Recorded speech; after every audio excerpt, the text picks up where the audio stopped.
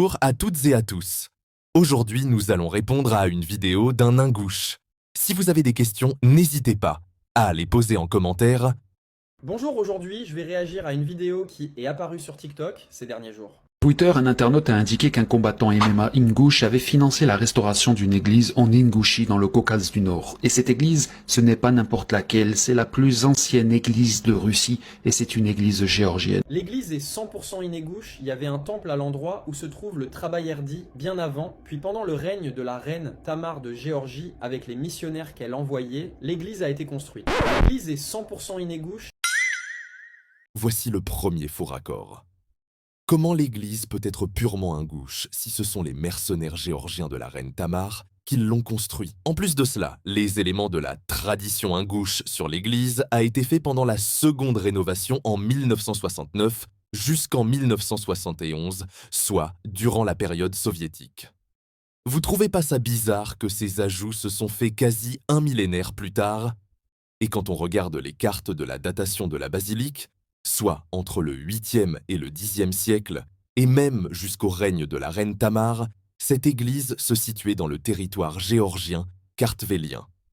En plus de cela, la basilique suivait l'église géorgienne, était une basilique à 3 nefs typique de l'architecture géorgienne médiévale et était sous la juridiction du royaume géorgien. Donc aparte son nom selon les légendes ingouches. Rien d'autre de la basilique est ingouche. Inégouche entretenait des liens étroits avec la reine Tamar, les Géorgiens. Et la reine Tamar venait elle-même en Inégouchi très souvent. D'ailleurs, on pense qu'elle aurait été enterrée là non loin de cette même église. Le nom de l'église signifie 2000 saints dans la langue inégouche. Une autre signification a également été discutée, celui de c'est notre foi. En effet, en inégouche, tra, da, er, di veut dire c'est notre foi. Mais l'église s'appelle Troba Erdi dans ce sens de rapprochement. Alors, on ne saura pas l'endroit exact d'où elle aurait été enterrée, mais selon les légendes, on pense qu'elle a été enterrée proche de l'église. Il a fallu qu'en commentaire, les Tchétchènes débarquent pour gratter l'histoire inégouche pour se l'approprier comme d'habitude.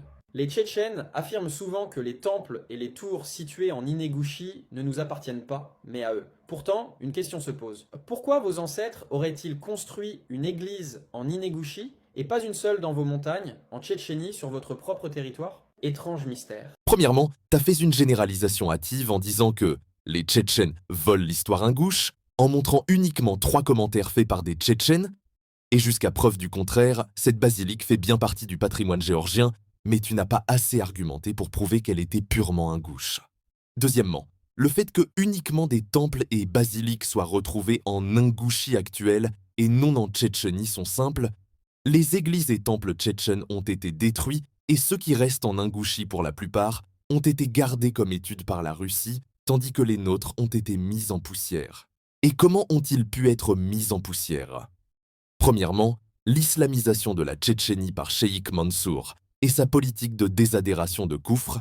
Secondo, les destructions restantes des ruines par la NKVD entre 1944 et 1956, et puis les bombardements causés par les 2 guerres tchétchènes qui a mis fin au reste des ruines en Tchétchénie.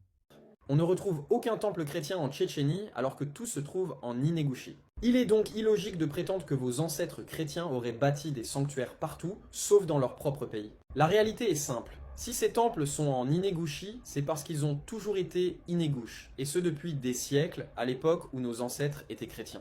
D'abord, si les ancêtres tchétchènes avaient réellement été chrétiens à cette époque, on devrait retrouver sur leur territoire, en Tchétchénie, des traces de cette religion. Église, sanctuaire ou temple, mais il n'en existe aucun. En revanche, en Inégouchi, ces monuments sont bien présents et témoignent d'un passé chrétien authentique de nos ancêtres. Comme vous n'avez que très peu de monuments historiques en Tchétchénie, vous essayez de vous approprier ceux qui sont en Inégouchi. Dans la vidéo de French Orthodox, ça parlait même pas des Tchétchènes, mais vous êtes ramenés dans les commentaires pour raconter n'importe quoi. Ici, ça parlait des Inégouches au 8e siècle. Les Inégouches ne sont pas des Tchétchènes. C'est quelque chose qui est démontré aussi bien dans l'ADN que dans l'histoire, et je vous présenterai toutes ces preuves dans une prochaine vidéo. Mais aujourd'hui, ce que je veux rappeler surtout, c'est que l'histoire inégouche reste inégouche. Elle n'est ni tchétchène, ni autre, malgré ce que certains essayent de faire croire dans les commentaires et sur les réseaux. Notre passé, nos traditions et notre identité nous appartiennent, et il est important de les respecter. C'est très émouvant ce que tu viens de raconter. Mais désolé pour toi, les anciens peuples qui vivaient au bord de l'Ingouchie actuelle ne sont pas uniquement ingouches. Les anciens peuples protonaques maintenant sont très répandus quasi un peu partout dans le Caucase de l'Ouest, dû à une migration et un métissage de cultures. Donc c'est illogique de dire que les populations vivant dans l'Ingouchie antique sont identiques aux Ingouches modernes à cause des circonstances que j'ai citées, mais maintenant j'ai une question.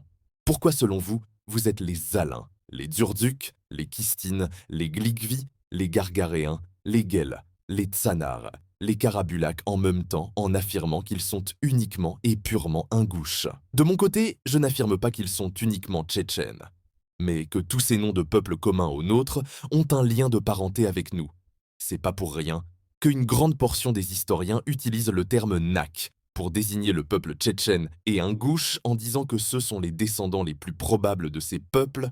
Il y a un consensus. Ce n'est pas pour rien que les scientifiques ne disent jamais qu'un peuple moderne est purement identique ou que le peuple antique est purement et uniquement identique à ce peuple moderne, et ce n'est pas pour rien que tous ceux qui le disent n'ont pas de diplôme scientifique ou ont très peu étudié le sujet.